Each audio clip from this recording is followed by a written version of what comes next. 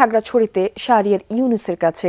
শাহরিয়ার, পানিবন্দী এলাকার সার্বিক পরিস্থিতি জানাবেন। খবর দিয়ে শুরু করতে চাই।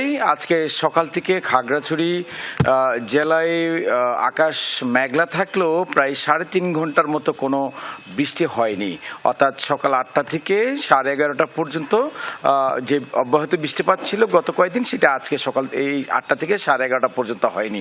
এছাড়া যদি বলি তাহলে খাগড়াছড়ি জেলা সদরের কয়েকটি নিচু এলাকা থেকে পানি নেমেছে। চেঙ্গি নদীর পানিও এবং তার আশপাশে ছড়াখালার পানিও কিছুটা নামতে শুরু করেছে। তবে একদম স্থিতিশীল অবস্থায় আছে হচ্ছে দীঘিনালা উপজেলার কবাখালী, মেরুং, বেতছড়ি সহ আশপাশের কয়েকটি এলাকায়, এবং সেখানে এখন পর্যন্ত কিছু কিছু জায়গায় সড়ক তলিয়ে আছে, বাসা বাড়িতে পানি আছে এবং পানিবন্দী হয়ে পড়েছে প্রায় 6 শতাধিকেরও বেশি পরিবার। এবং আমরা এই সবশেষ তথ্য অনুসারে যেটি জানতে পারলাম যে এখন পর্যন্ত আশ্রয় কেন্দ্রে 800 পরিবারের মতো অবস্থান নিয়েছে।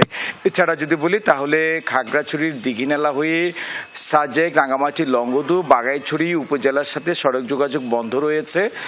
আর এছাড়া কিছু কিছু এলাকায় আমরা দেখেছি যে মানুষের একটু দুর্ভোগ হচ্ছে, অর্থাৎ মানুষের পানি উঠে যাওয়ার কারণে কিছু কিছু নিচে এলাকায় এখনো পানি থম দিয়ে থাকার কারণে এখন পর্যন্ত পরিস্থিতি স্থিতিশীল আছে। তবে বৃষ্টি না হওয়ার কারণে মাইনী নদীর পানি কিছুটা নেমেছে। তবে আমরা এইটুকু তথ্য পাচ্ছি বিভিন্ন স্থানে পাহাড় ধসের বিক্ষিপ্ত বিচ্ছিন্নভাবে পাহাড় ধসের ঘটনা ঘটছে। সেটি অব্যাহত বৃষ্টিপাত থাকলে সংখ্যাটা আরো বেড়ে যাবে, এমনটি আমরা দেখতে পাচ্ছি। জ্যোতি। শাহরিয়ার, আপনাকে ধন্যবাদ।